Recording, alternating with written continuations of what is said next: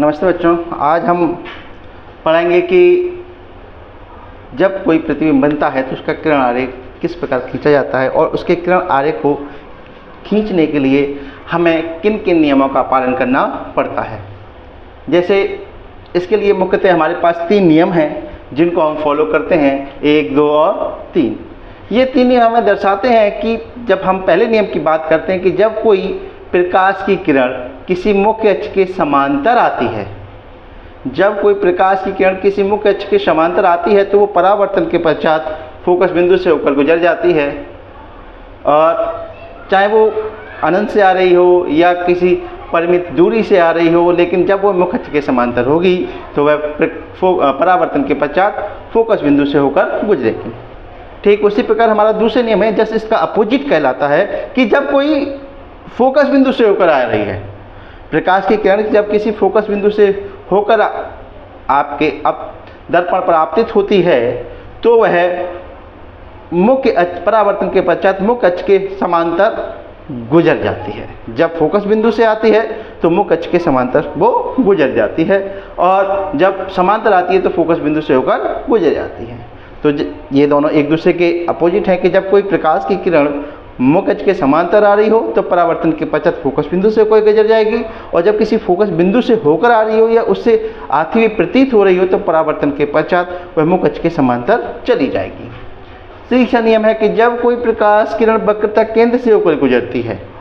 जब कोई प्रकाश किरण वक्रता केंद्र से होकर गुजरती है तो वह उसी दिशा में वापस चली जाती है जिससे वह आई है। जैसे अगर हम एग्जाम्पल की बात करें कि अगर कोई वस्तु है हमारे पास, जैसे ओ डैश है, तो ये अनंत और वक्रता केंद्र के मध्य में रखी हुई है, और जब एक प्रकाश की किरण इसके मुख्य अक्ष के समांतर होकर आ रही है और वह इसके फोकस बिंदु से होकर गुजर गई,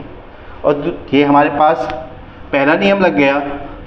और अगर हम दूसरे की बात करें कि एक प्रकाश किरण इसके वक्रता केंद्र से होकर जाएगी और वह उसी दिशा में वापस लौट जाएगी जिससे वह आई है, ये हमारा तीसरा नियम लग गया। दोनों किरण इस पॉइंट पर आकर मिलती हैं तो यहाँ पर हमें इसकी इमेज आई डैश प्राप्त होगी।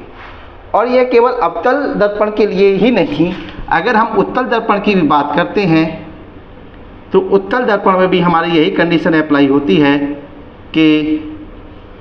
जब कोई प्रकाश की किरण, ये आपके पास मुख्य अक्ष है, जब कोई प्रकाश किरण मुख्य अक्ष के समांतर होकर आती है तो ये परावर्तन होकर चली गई, क्योंकि अब ये वापस चली गई है तो हम इसमें कल्पना करेंगे कि अगर ये पीछे जाती तो कहाँ से होकर जाती। तो अगर ये पीछे जाती तो जहाँ पर भी वो कक्ष को काटती वह क्या होता, इसका फोकस बिंदु होता, वो क्या होता, इसका फोकस बिंदु होता। ये हमारे पास सी। तो चाहे हम अवतल दर्पण की बात करें चाहे हम उत्तल दर्पण की बात करें, ये तीनों नियम ही अप्लाई किए जाते हैं, और इनसे ही होकर हम कोई भी हम इमेज का हमें जब किरण आरेख खींचना होता है, जब भी कोई आरेख बनाना होता है तो इन 3 नियमों को ही फॉलो करके हम किरण आरेख को बनाते हैं। तो आप इन्हें नोट कर लीजिए और देखते हैं फिर।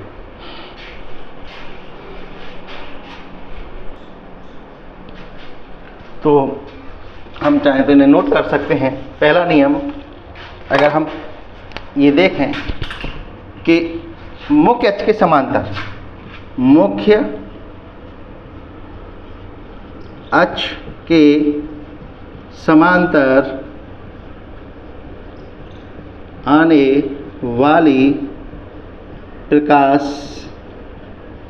किरण, मुख्य अक्ष के समांतर आने वाली प्रकाश किरण परावर्तन के पश्चात के बाद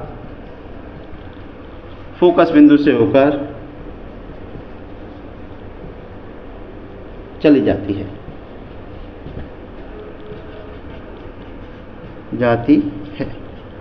दूसरा, फोकस बिंदु से होकर आने वाली प्रकाश किरण फोकस बिंदु से होकर आने वाली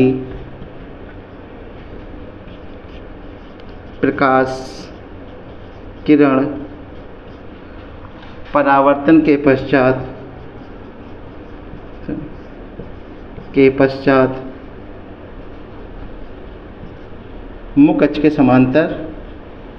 मुख्य अक्ष के समांतर होकर चली जाती है। और तीसरा नियम यही है कि